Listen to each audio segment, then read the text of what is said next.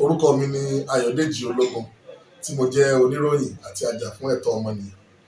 Ohun tí à ń mẹ́nubà ní ọ̀sán yìí ó ní í ṣe pẹ̀lú ìyànsípò ẹnìkan tá a pè ní Abioye Hassim gẹ́gẹ́ bí ọ̀gá àgbà fún àjọ tó mójútó ètò ìdìbò ní ìpínlẹ̀ Ọ̀ṣun tá a pè ní OSIEC.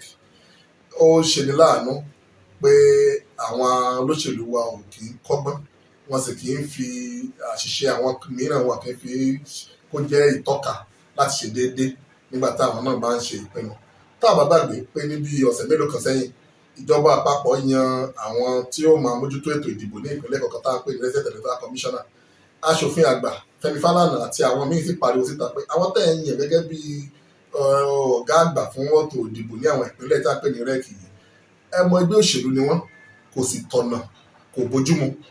A sì ń fà yẹn lọ́wọ́ àti ìkúrò lórí ẹ̀ ní ìjọba ìpínlẹ̀ Ọ̀ṣun náà tó ń gbé ìgbésẹ̀ tó tako ọgbọ́n orí láti lọ yan ẹni tó jẹ́ olóṣèlú sí ipò adarí àjọ tó mójútó ètò ìdìbò.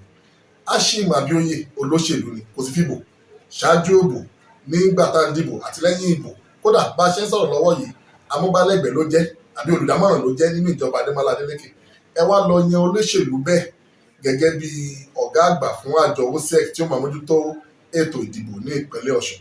Eléyìí ti fi hàn pé ẹ ò ní ìpinnu tó dáa, ẹ ní ìpinnu, ẹ sì ní èrò rere fún àwọn ọmọ ìpínlẹ̀ Ọ̀ṣun. Torí pé kí ni àwọn eléèbó wa ní you must come to equity must come with clean hands.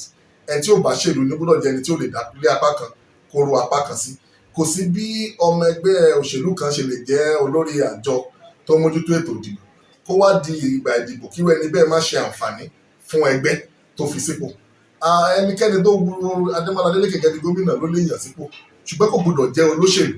Kí ní ṣàwa nìkan là ń tẹnumọ́, gbogbo àwọn ẹgbẹ́ òṣèlú yòókù ní ìpínlẹ̀ Ọ̀ṣun tá a mọ̀ sí IPAC lọ́run ti pariwo síta pé àwọn ò lè gbà kẹ́ni tó jẹ́ olóṣèlú kó wá jẹ́ ọ̀gá àgbà fún àjọ tí ó wà ní ètò ìdìbò ní ìpínlẹ̀ Ọ̀ṣun. Torí tá a bá ṣe báyìí, tá a rẹ̀ fílẹ̀, tá a gbójú, tá a jẹ́ kó lọ, tó bá dìgbà tí wọ́n bá fẹ́ ṣe ètò ìyanisípò àbí ètò ìdìbò ìjọba ìpínlẹ̀, kò sígbà tí kọ́nu kọ́ ò ní sí, kò sígbà tí wọ́n Hassim ní lórí apá kan kó dágbà kan sí, kò sígbà tí wọ́n ní fi ọwọ́ agbára fi yan àwọn ẹgbẹ́ yòókù jẹ àbí kí wọ́n fi ọwọ́ agbára kan fi gbojú àwọn ẹgbẹ́ òṣèlú yòókù bolẹ̀.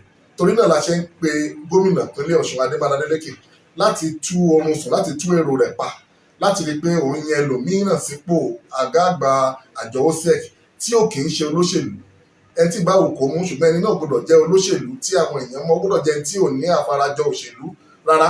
Tí wọ́n bá sì kọ̀ tí wọ́n ṣe lè ní ọjọ́ 14 days sí èní, gbogbo àwọn ẹgbẹ́ ajàfẹ́tọ̀ọ́ ọmọnìyàn tó ń bẹ ní ìpínlẹ̀ Ọ̀ṣun, a ó ṣe ìwọ́de láti fi lé wo aráyé àti gbogbo ìpè orílẹ̀-èdè létí pé nǹkan báyìí ni Gomina Adeleke ìdánwò ní ìpínlẹ̀ Ọ̀ṣun. Tá a bá wá ṣe títí wa, ó kù sọ́wọ́ Adeleke, ó kù sọ́wọ́ Ọlọ́run.